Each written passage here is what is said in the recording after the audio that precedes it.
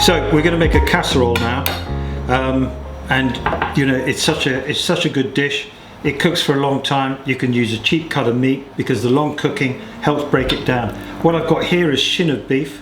I've cut it quite large because inevitably once the moisture starts to cook out, they do shrink. So you don't want a tiny little bitty bit of meat in your mouth. You want something that you can actually chew on. For the onions, I'm going to cut them a bit larger today, well, at this point for this dish, because the meat is larger and it's a bit more of a chunky dish. What we're actually going to do is make a goulash, because I'm going to have supper tonight and goulash is going to be my supper. But it is a casserole, and you can use beef, you can use lamb, you can use chicken, you can use pork. Any ingredients you like to go in with it: potatoes, onions, squash, leeks. It's whatever you like. You can add in other flavors as well, like ham. They're all good to go. So I'm going to get these into a pan here. A little bit of oil first.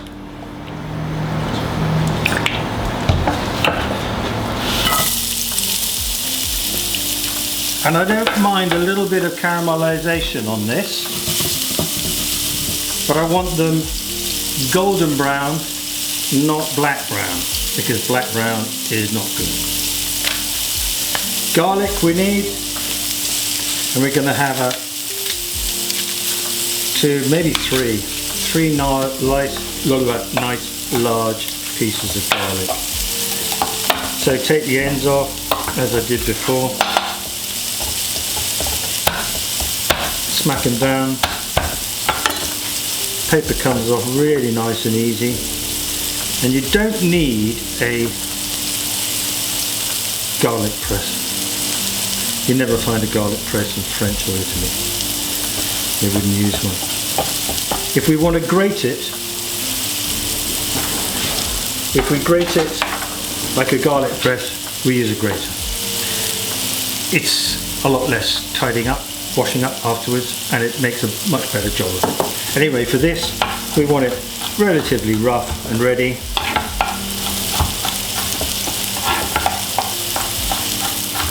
So that's ready. I'm not going to put it in quite yet,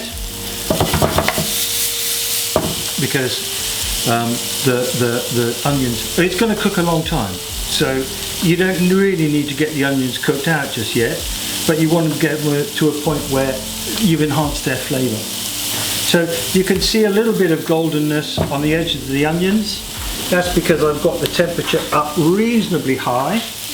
I would say a medium heat. So that is beginning to just caramelize the onions.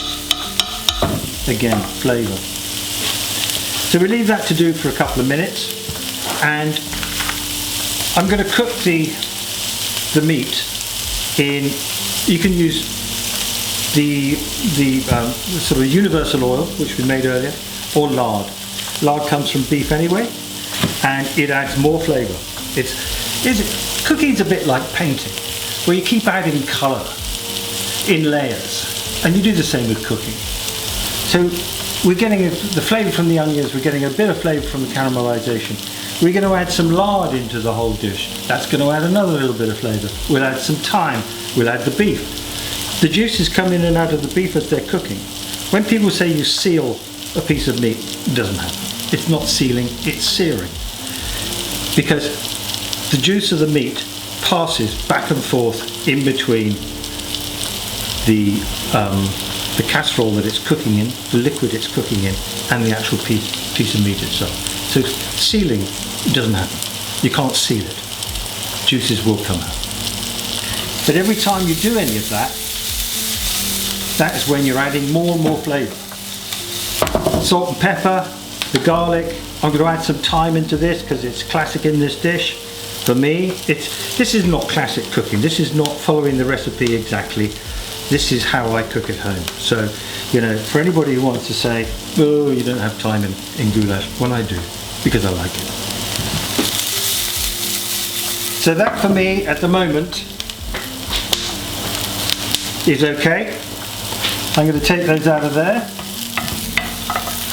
Put them into the casserole. Sorry, the pan.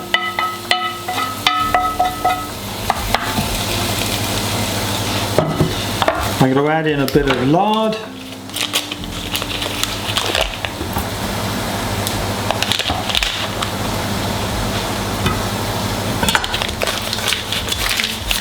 Got a lot of lard really. Now if I'm doing a different sort of casserole, because this has tomatoes, that has its own thickener. You know, tin tomatoes are your friend in the kitchen. They're such a good product, really good product. In another casserole, where you're just adding a stock, I would probably get some flour, salt and pepper in the flour, and drop the meat into the flour. Just whoosh it all about, then in your pan, and that helps to thicken up your casserole as you're going. Right, so we're going to put this meat in. You don't want too many pieces at a time, especially when it's beef. You don't want to crowd the pan, because this way it's going to brown. If you have too much in, the juices will come out and will boil, and you don't want it to boil. You want it to caramelise. You want it to get a nice bit of brown colour on the side. While it is in there, I'm going to salt the meat. No more than that, because there'll be more salt going into the end result. One of the things about cooking is tasting. So as you're going, keep tasting it. You may need more salt. If you've over salted, there's no coming back from it. You can't do anything, it's done, it's gone, it's finished. So you add a little bit at a time. It's like if you cook a steak and you cook it well done, you can't make it rare again. So you've got to go little bit, and then you stop at the point where it's okay.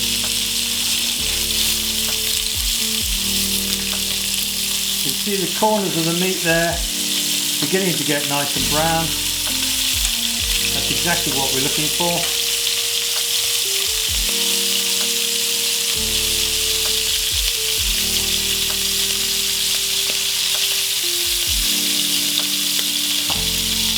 This is just about there. It doesn't matter if there's a little bit of blood showing here or there. So you want to get a basic caramelization.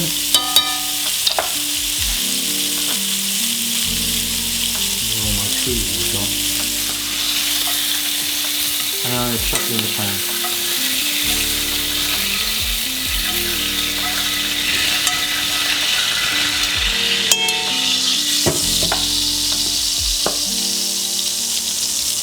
Next few pieces of meat in.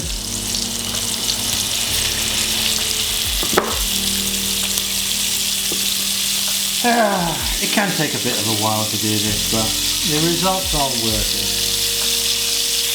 You can cook any piece of meat that's got fat and sinew in it for a lot longer. It holds together and produces its own sauce from the nature of the cut. When I'm cooking chicken, almost invariably I use chicken thighs, and we're going to do one of those in a while. The chicken thighs, it's got much more flavour than the breast, and it's very forgiving. So you can cook it, and your guests can be late, and it's still going to be there, it's still going to be nice and moist and ready to eat. Right, I'm just for the sake of this, just going to hurry it on a little bit. You've got all these nice bits here which are building up. This is all bits of blood and fat and so on, seasoning from the beef. So at the end we're just going to swoosh that pan out with a little bit of water and use that in our casserole. This is the hot pan that all the beef was done in. Going to scrape all these bits off. You can see that colour. That's all good meat juice. Round it goes, everything's off, in it goes. I put the garlic in, by the way. I didn't fry the garlic because it's not necessary with this dish, because it's a long slow cooking dish. and all the flavour of the garlic is going to come out during the cooking. So, what I want is some, in this particular dish, some caraway seed. It's a sort of signature flavour along with paprika of a goulash. So, I like quite a lot. So, this much. So that's probably a tablespoon. So what's the alcohol with that in it? Kummel. That's a schnapps, and it's made from caraway. I got terribly drunk on it once, and I can't drink it again. But I can eat this. So, if anybody noticed before, we actually have a tandoori mix out, but what we want is paprika. So, this is a bit loose. I like lots of paprika. So, we've got a good 2 tablespoons there. We want to mix that around.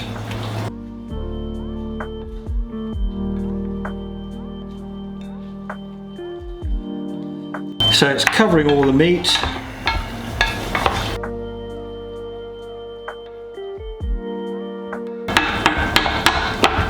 So I'm going to put a tin of tomatoes in there, and then enough water just to come to the top of the meat. You don't need any stock. You're going to have all the flavour in the world in this. So there we go. There's about another can of water. And as it cooks down, it's going to thicken, and it's going to make, I mean, that's a meal for 4 people. You have some mashed potato on the side, or some lovely bread, chips, because lots of people like chips. So we're going to put that on the heat there, and just let it poodle away in the background. Get a lid. The lid keeps the heat in and keeps all the steam in. When we come to the last half hour or so, if it's not thick enough, we take the lid off and we turn up the heat a little, and that helps reduce the amount of liquid as it evaporates into the air, and it concentrates the flavour again. So, there we are, casserole. Chicken, leek, bacon, pork, sweet chilli, with onions and peppers. You know, there's so many different things you can do with a casserole. And if you've got a slow cooker, you put it on in the morning. When you come back later in the day, it's ready, it's done. You just put all the ingredients in and leave it be. I'm just going to salt that, which I forgot to do. So, not too much at the moment, because I want to see where the flavours go. Some pepper as well, and give it a little mix. Hallelujah. There we go.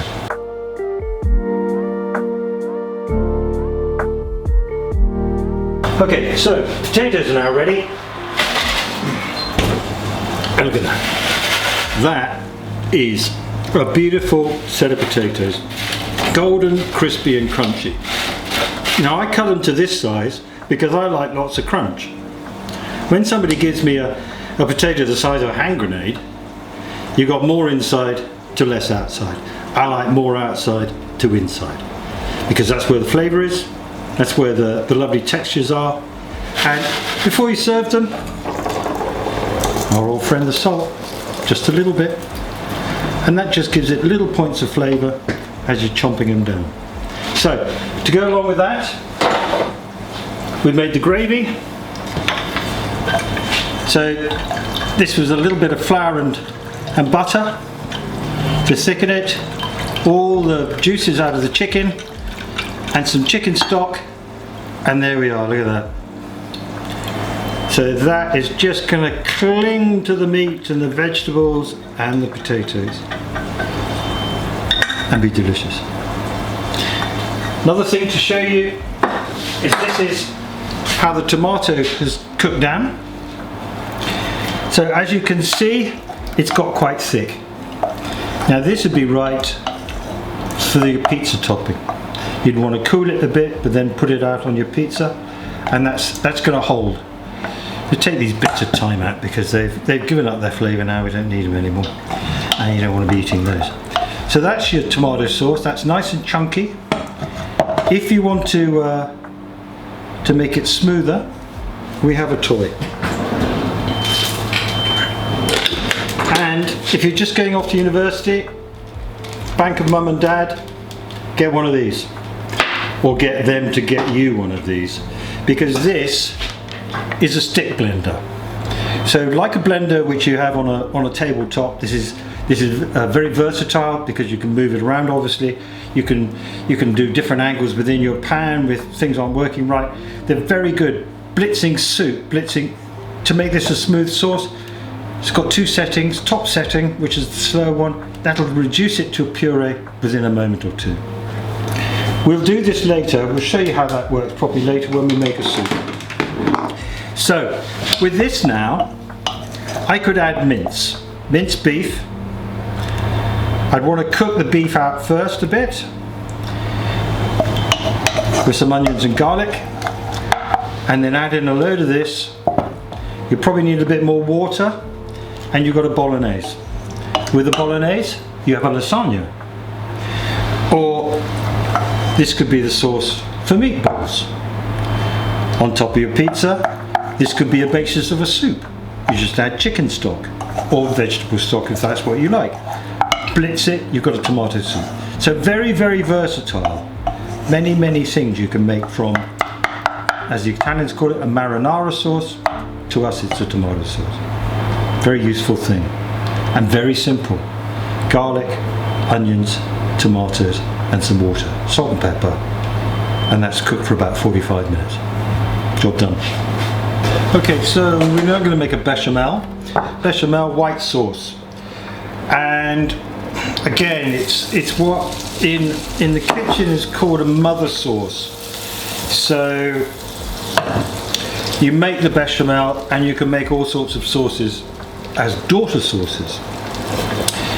So the classic, which we're going to do today, is a cheese sauce and for cauliflower cheese, and we're going to put it in with some pasta to make some macaroni, in fact, to make a macaroni and cheese. And we're going to put a little crispy bacon over the top because it's a fantastic meal all by itself. Ham, leeks, butternut squash, gorgonzola, anything can go into that. Whatever chooses, you know, your choices, your flavors, your favorites are at any given time. So 50 grams of butter and 50 grams of plain flour. And we make a roux. Flour and butter is called a roux. We want to cook that for a few minutes, a little bit of time, to start to cook the rawness of the flour out. And the classic way to do this is to warm your milk and put it in little bit by little bit. Well, I don't always have time for that, and sometimes I forget the milk's on and it boils over, and then you've got to wash the pan as well, so I do it a different way. So we need I use this one. This has got a nice squared off end, so that when we put the first bit of milk in,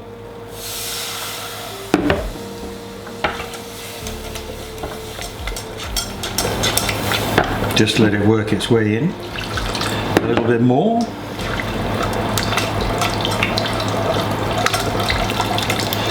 And you've got to work it. What you don't want is lumps, essentially. But if you're quite vigorous with it, it works its way in.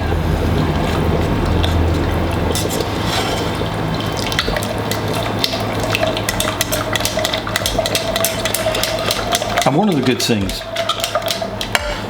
with the stick blender that I showed you earlier, if you should have any lumps in your sauce before you start cooking it, you just put a stick blender in and it'll get rid of all those lumps for you, which is a very nice option.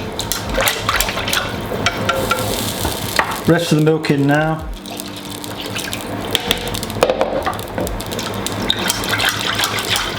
And put it on the heat and let it come up. So you've got to keep your eye on it slightly because it'll begin to thicken from the bottom. Obviously the heat's coming through the bottom of the pan, and you don't want it to solidify down there and catch. Catch means burned, by the way. Catch, another one of those chefy things, I suppose. So we keep that going. Now you can add to this, you can add, the Italians would add nutmeg if it was going into a lasagna, or you could put some Dijon mustard in. When it's finished, you can put a handful of parsley in, some grated lemon zest, make a parsley sauce. But you want it to be quite well flavoured, and I would probably say, while this is a bechamel, a veloute is the same thing made with stock. If you make a fish pie, you would probably have half milk and half fish stock to go in, just to give the sauce a bit of warmth when it goes in amongst the fish. So likewise, if you're making a, I don't know, chicken ham leek pie, I would make a bechamel, and I would put some mustard in. I'd put a little bit of grated nutmeg in, and you'd recognise the flavour when you were eating it. If you've eaten a bechamel, if you've eaten a lasagna, the proper Italian lasagna's got a little bit of nutmeg in it, you recognise it straight away. It's quite a good flavour to mix with the milk and so on. You can add garlic, you can add any herbs you want, and when that's thickened, off the heat, we're going to put in our cheese. And once you put the cheese in, it cannot come back to the boil because it'll just overcook the cheese and make it stringy. And you don't want that. You want a nice smooth sauce. So that's going to take a minute or two. I'm going to go and get the pasta now, and start chopping up some bacon to go on the top. So back in a minute.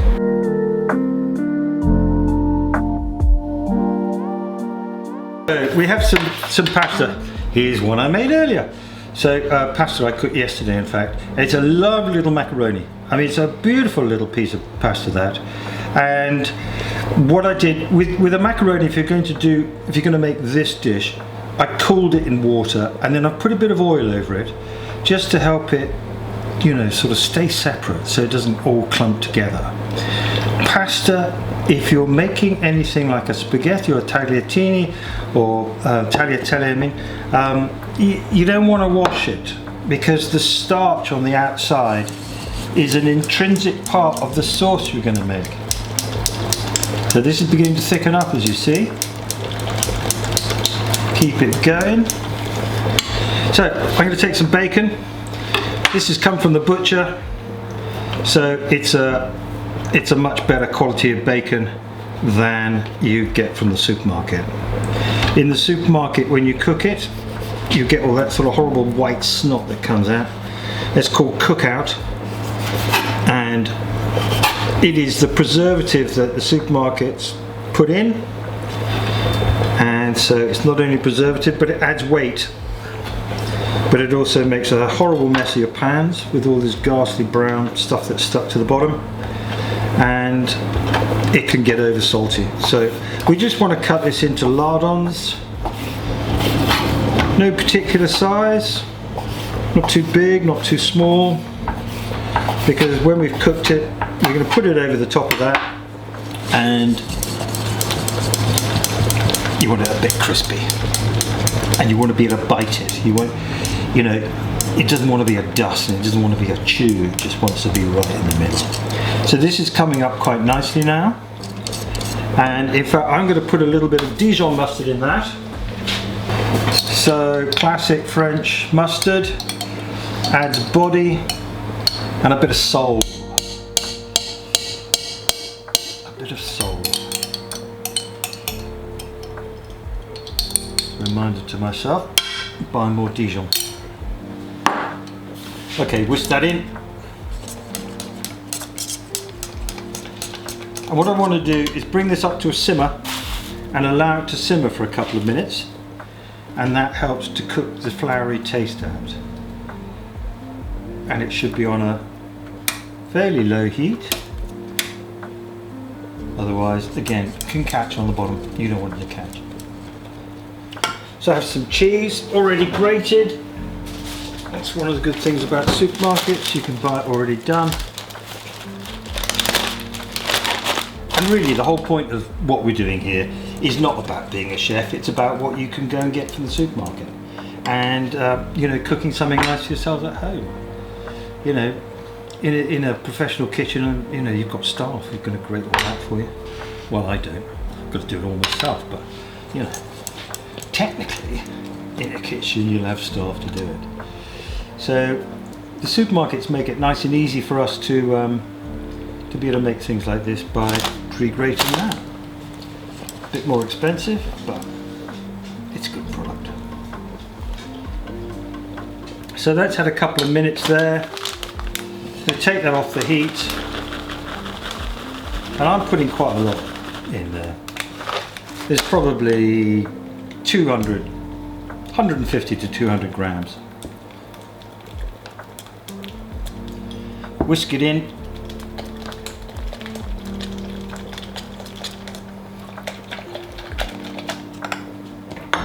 Have a taste.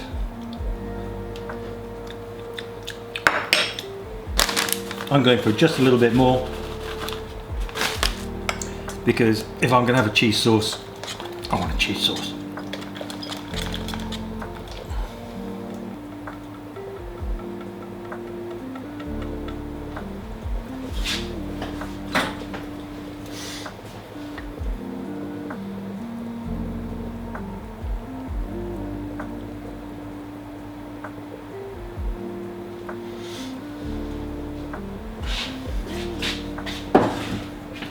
So leave that for another dish.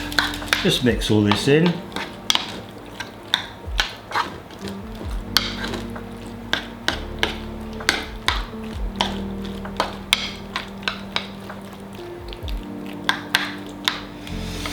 You're going to add a wee bit more, because otherwise you don't want it too stodgy. You want it to have a little bit of softness to it.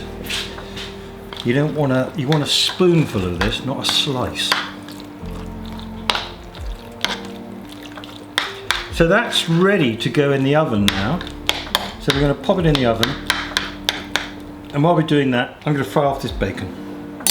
Get it all nice and crispy and ready to go. So put it in the oven here. Turn the heat down slightly. Same pan that we used before. Bit of my universal oil, and that can go in. So once it's in the pan, because I cut it in a block, it will stick together a bit. Protein sticks to protein, so the meat, but I am going to break it up with a spatula to separate it all. And when it's all very nice and crispy, then it'll be good to go. We'll put it on the top for the last minute or two there, and I'll probably put some Parmesan on as well. It doesn't need very much, but just a nice little bit at the end, grated over, just to help brown the top and add another element of flavour. I want to keep it all broken up.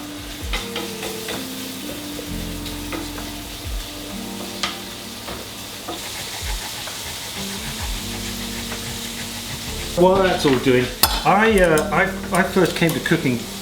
My father's in the British Army, and so we lived all over the world.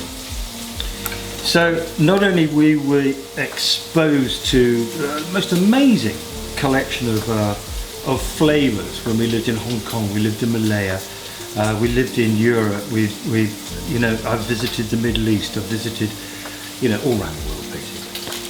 So I've got a sort of internal larder of fantastic flavours. And when your parents are in the army, you go to these far-flung places, there's not much work. You can't go out and work in the local economy. Couldn't work in Germany, didn't speak German. So you work on the army base. And the army bases all have what they call an officer's mess. The mess is where the unmarried people live, and they're fed there. So I go there and I pot wash, I'd be a waiter, and I love being in the kitchen. I love the sort of the warmth of it. The camaraderie in the kitchen is, because it's a stressful place, it's hot, it's stressful, you're only as good as your next meal. And so you build up a relationship with the people that you're working hard with, and it's a good place. So I first went to work in Dublin for an art dealer, and I met this girl who I thought was pretty amazing, pretty wonderful, and she was from quite a well-off family, and I couldn't afford to take her to the restaurant she was used to. So I invited her for dinner, and I borrowed a cookbook and went to the butcher and the fishmonger and everywhere else, and I cooked her dinner, and she was still there at breakfast. And I thought, there's something in me for cooking. Something in cooking for me, I mean. Right, bacon's nearly ready. So that's about how we want to get it to. Just got a little bit of crisp on it. I'm going to take that out onto a piece of paper, get rid of all the excess fat. And this fat, by the way, I would keep that in a little ramekin, because it's a great cooking medium. It acts like an oil, but it's already got bacon flavour in it. So if you're cooking any meat, that's a nice thing to have with it. Okay, so there's our mac. We're going to put the parmesan over the top.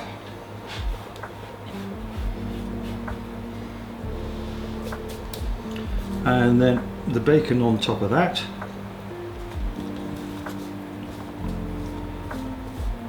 As I say, you can use ham. The sort of supermarket ham that's cut wafer thin, it's got no flavour, it's got nothing going for it. You want a ham that's a bit chunky. So about 10 minutes for that in the oven, and it's ready to eat. Nice simple midweek supper. We're going to do a tray bake now. Again, it's such a simple thing, and you can use up anything that's left over in the bottom of the fridge in the way of vegetables and stuff, or you can go out and buy them all for yourself. I happen to have a pepper that's been hanging around for a few days, so just roughly chop the pepper.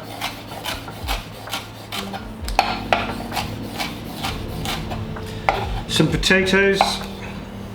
These are new potatoes, salad potatoes, so quite waxy, as opposed to the potatoes I use for the roast potatoes, the fluffy potatoes, because different potatoes, different uses, and different qualities.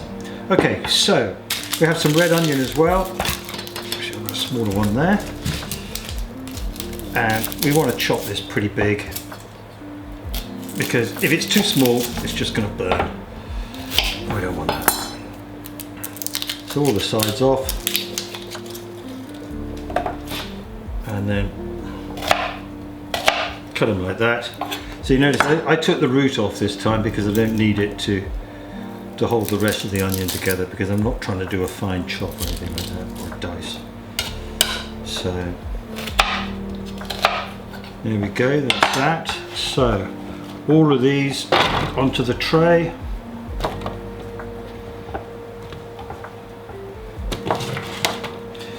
Some garlic going in, but I'm going to keep the garlic in the skins, and at the end what we do is squeeze the garlic out in amongst everything else. This way the garlic doesn't burn. I'm going to have 4 pieces in there. Then some chicken. Cut off any excess bits of fat. That's a bit naughty of them, isn't it? Because that will add to the weight. So this is a very simple supper. You know, stop by the supermarket on your way home, pick up some chicken thighs, very, very reasonable in price. There's two hungry lads like my son and his flatmate, two of those each. In amongst the vegetables, universal oil.